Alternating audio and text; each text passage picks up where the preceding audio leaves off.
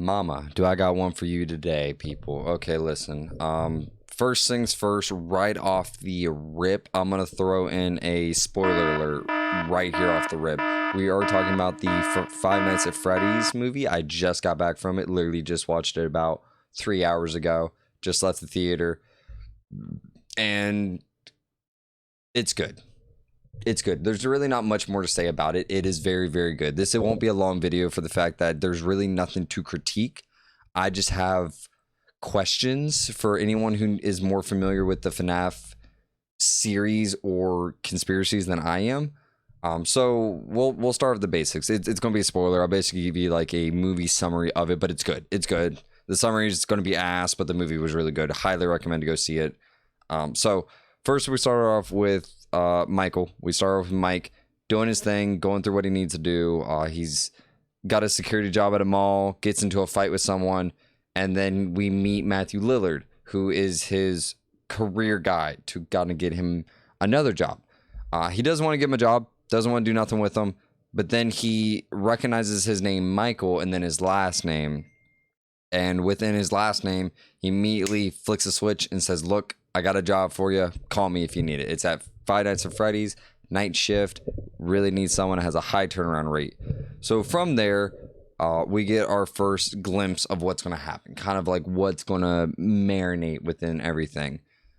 With that, we meet Abby. Abby is Mike's sister, it's the little girl. And then we go through this whole thing where he doesn't know what to do. Everything's conflicting him to get this job because it's what he needs, because it's the only thing that's going to help him get through these hard times and everything like that. Very well done. I know I'm butchering it and making it not sound good. It was good. It was a good movie. Then we meet the next group. Well, actually, no, I'm getting ahead of myself. Sorry. Get ahead of myself. Let's backtrack. So he gets the job. He goes through all this thing where he's going to lose custody of his sister to his, I believe, aunt, and she's threatening court and everything, legal action and all that, to take Mike's sister away from him. Through in that, we learned that Mike lost his younger brother Garrett at a camping site to a mysterious man in a car driving away. We go through all that. Michael is at his wits' end. He calls, takes the shift, takes the job. First couple nights, nothing wrong. Nothing weird, nothing going on, nothing fancy going on with it. It's actually just a chill night. Couple little flicks and flickers here and there.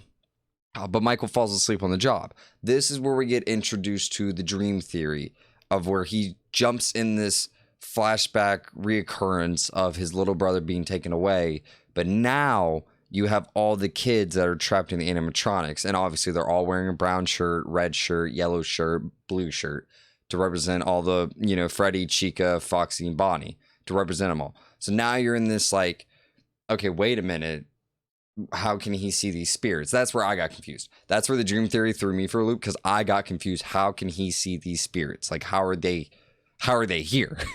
If that makes sense. Like, how can he do it? But then I was like, you know what? It's FNAF. It's kind of in this like sci-fi type thing because the souls are trapped in the animatronics and all that. But he goes to that. He realizes that the kids in the dream are the animatronics. He finds that out through Abby, who is drawing all of them. Within that, the aunt has this group of people, the babysitter and the babysitter's brother, and they get a gang together to break into Five Nights at Freddy's to get Michael fired. They think that if they get him fired and then he can't show that he's capable of providing income for his little sister, she can take his little sister and then take her away and take care of her and get the monthly check for foster care. That's the whole premise why she wants the little girl. She wants the little girl for monthly money from the government. Within that, they go and break in Freddy Fazbear. They get in through the garage door on the left, and they just start mangling the shit out of everything. They're busting arcade machines. They're flipping over dishes. They're just chucking tables and chairs everywhere. For some reason, the babysitter's brother empties the quarter machine, but the quarter machine looks like tokens. It doesn't look like quarters. That confused me a little, because I think it was probably quarters. Like, let's be real. It was probably quarters out of the quarter machine, but they looked like Freddy Fazbear tokens. So I was just, I was confused about the Freddy Fazbear tokens and everything. And all that. Oh, and Vanessa. I forgot to mention Vanessa. Vanessa is a cop in this. And Vanessa finds Mike, comes by, stops by, tells him a little bit of lore, but doesn't tell him everything. She doesn't want to admit what's going on. So they break in, bust up everything, fuck up the whole place, try to get him fired. And then within that, animatronics one by one start taking him off.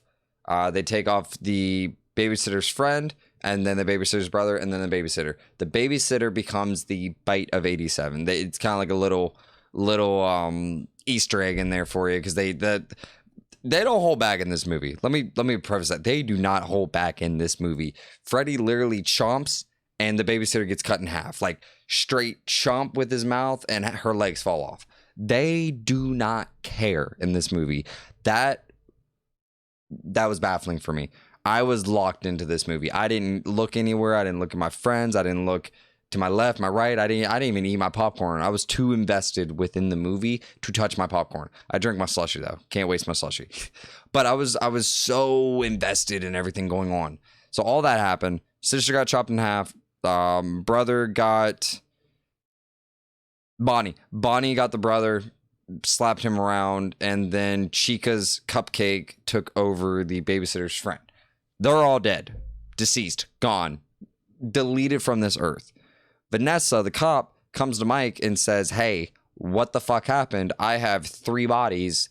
What do we do?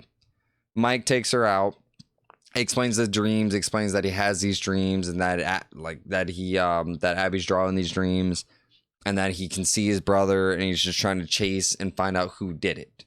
With all that, Vanessa knows who did it. Like that.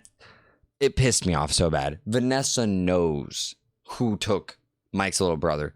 Doesn't say shit though. Keeps it to herself. Just doesn't care. So we go through that, get all that done, heartfelt and everything.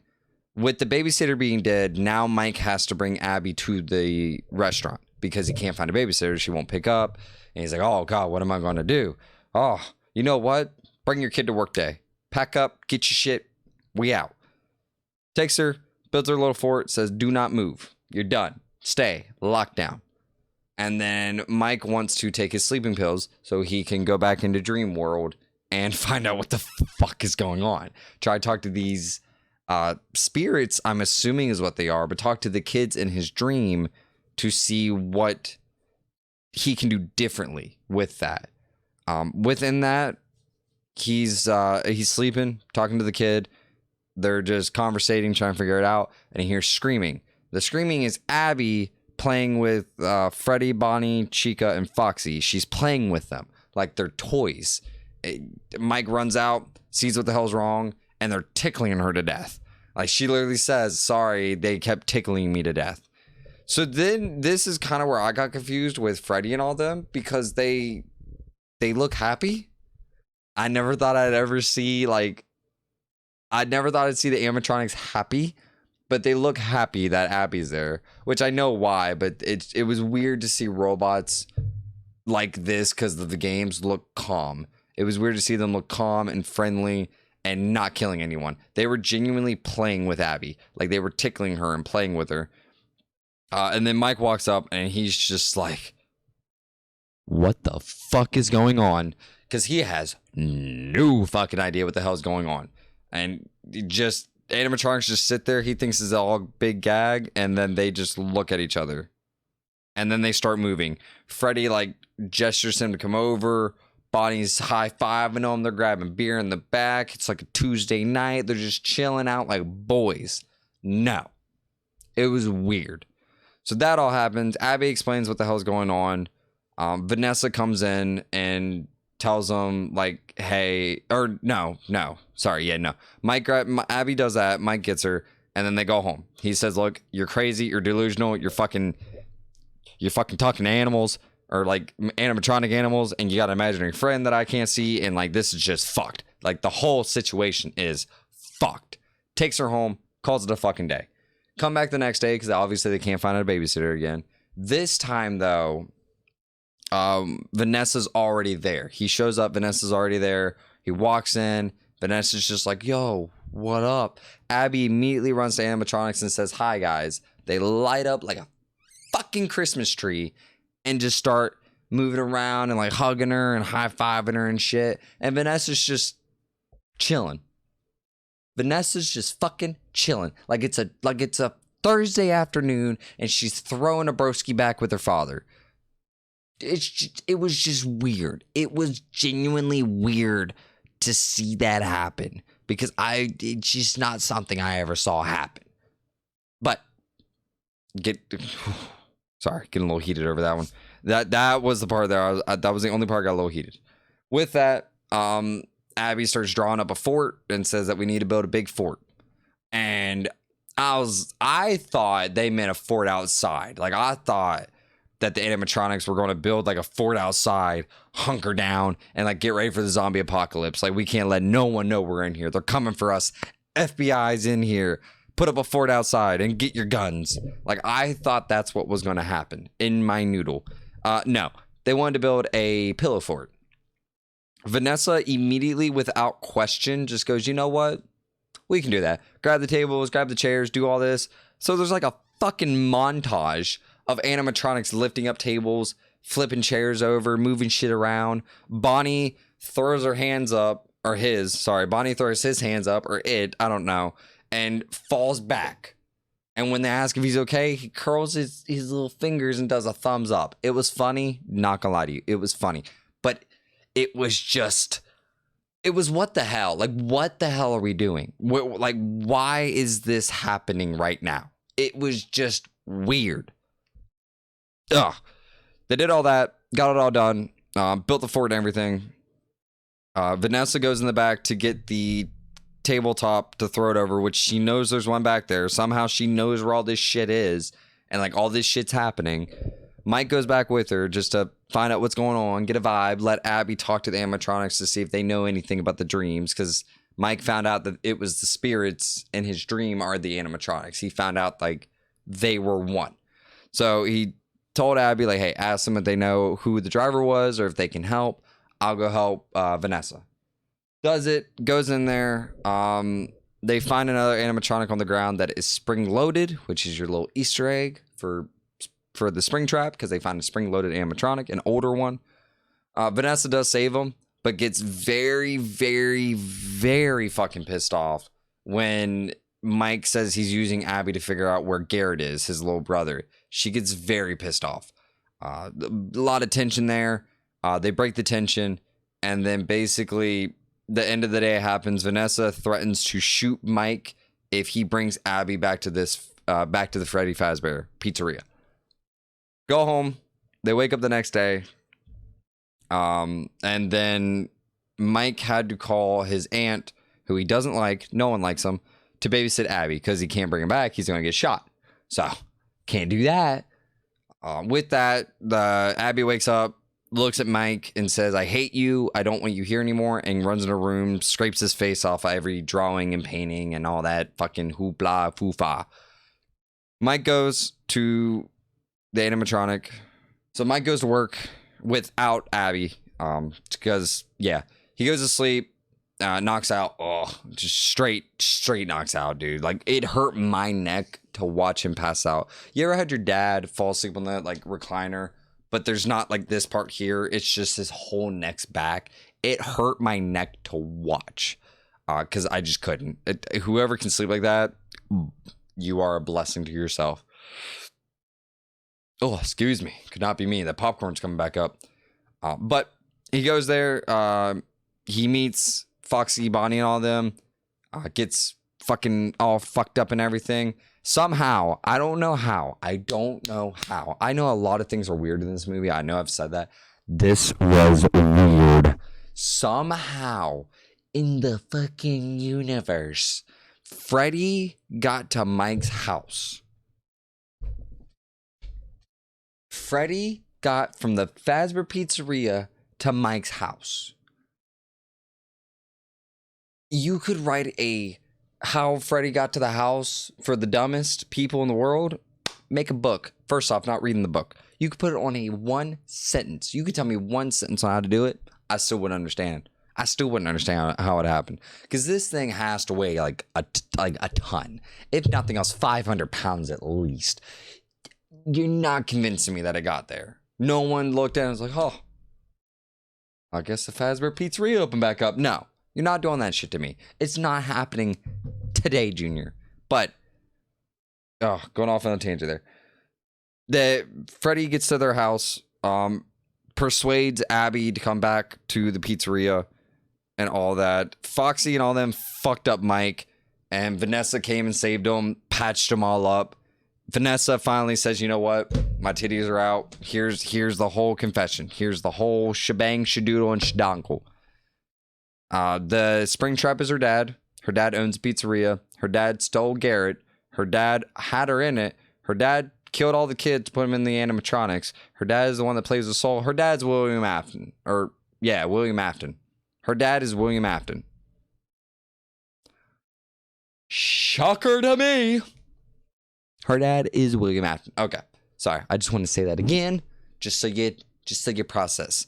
Her dad is Springtrap. He is the collective entity of it all. So they go through a whole thing. Vanessa says you got to tase them because they're electric and this and that.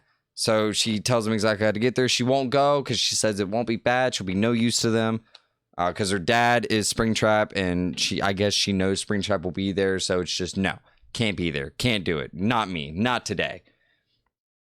So Mike goes in, gets in there, electrocutes Freddy, Bonnie. Chica took Abby to the back, and Foxy's just hiding. Foxy ain't coming out for shit. All right, he said everyone to suck his hook and said, fuck y'all. So he electrocutes them, gets in there, electrocutes Chica, saves Abby, gets attacked by Cupcake, tells Abby to run, gets the Cupcake off of him, meets up with Abby, and then they're in a predicament. They're in a hell of a predicament because they do everything, get it all done, and then they start running. And while Mike is running to turn on the power, Abby's being chased by Foxy. Foxy now awakens and starts chasing Abby into a ball pit. As they're hiding in a ball pit, Mike turned on the power and he's running back. Springtrap comes out. Oh boy. Springtrap comes out and just topples over him and beats the shit out of Mike. I'm talking Springtrap bitch slapped him, kicked him, threw him across the room, spit on his face, and said, fuck you. Like the whole nine. Like Springtrap fucked up my boy Mike. Then it comes the big reveal that it's Matthew Lillard. It's the guy that got him the job. That's why he was so eager to get him the job. That's why he wanted him to take the job and all that. So within that, he's talking to him like, oh, this is how it got to be. I remember killing your brother. Time to kill you because it doesn't matter.